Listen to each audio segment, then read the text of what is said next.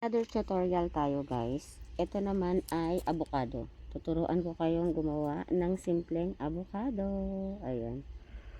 Ayan. Mas maganda kung neon green ito. Kaya lang naubusan ako ng neon green. Since ano siya, tatlong kulay lang ang gagamitin natin. So, let's start guys. Ayan, kuha tayo ng green.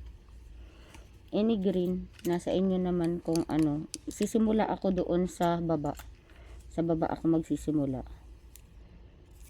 Ayan. Sundan nyo lang. Iikot-ikot nyo lang. Ako guys, hindi ako nagagamit ng glue kada ikot kasi sayang sa glue. Sobrang sayang. Sa pag-e-end lang ako nagagamit ng glue. Sayang kasi sa glue. Ayan. Green pa din ang gagamitin natin. Lagay ulit tayo ng glue. So, pangalawa na natin itong green na.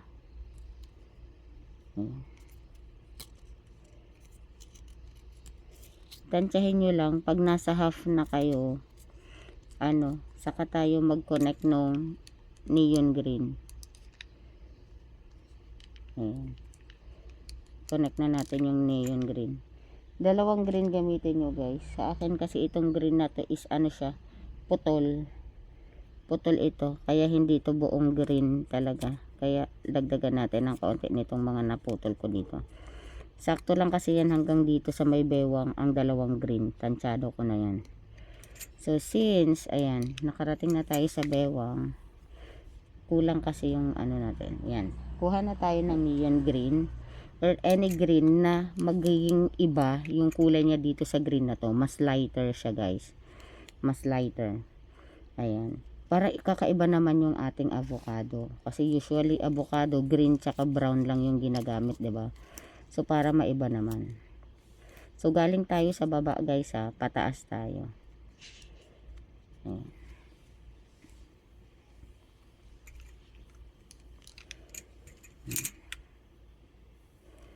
So gagamitin ko tong mga tira-tira ditong green kasi tansyahin natin na ayan. Yung kung saan naabot siya na pwede yung brown naman na susunod kasi dito guys brown. Oh, sakto na yan pang brown. Kaunting yan. Huwag naman sobrang dami, no? Yung space ng brown. Kasi parang ito na yung magiging niya eh. Yung head niya, diba? Yan yun na yun eh. Yung parang dulo niya. Ayan.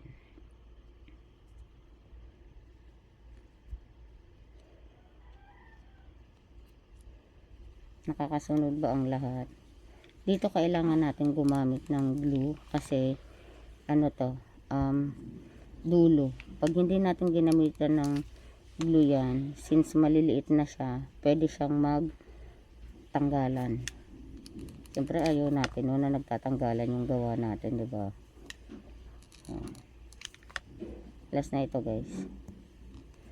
Pag nagugupit ako guys, ayan, pinapaanuhan ko ng konti kasi binibend ko siya papasok. Ayan, binibend ko siya papasok. Kahit itong mga ganyan, binibend ko siya papasok. So nakagawa na tayo ng isang ganito. Paano naman siya magiging avocado? Kuha tayo ng another brown. Mas maganda kung yung brown natin mas darker.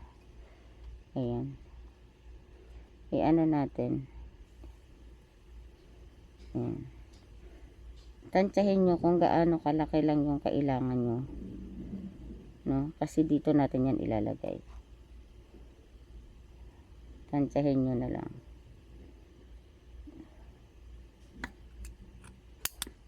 Tapos, ito, hindi to pwedeng bilog na bilog. So,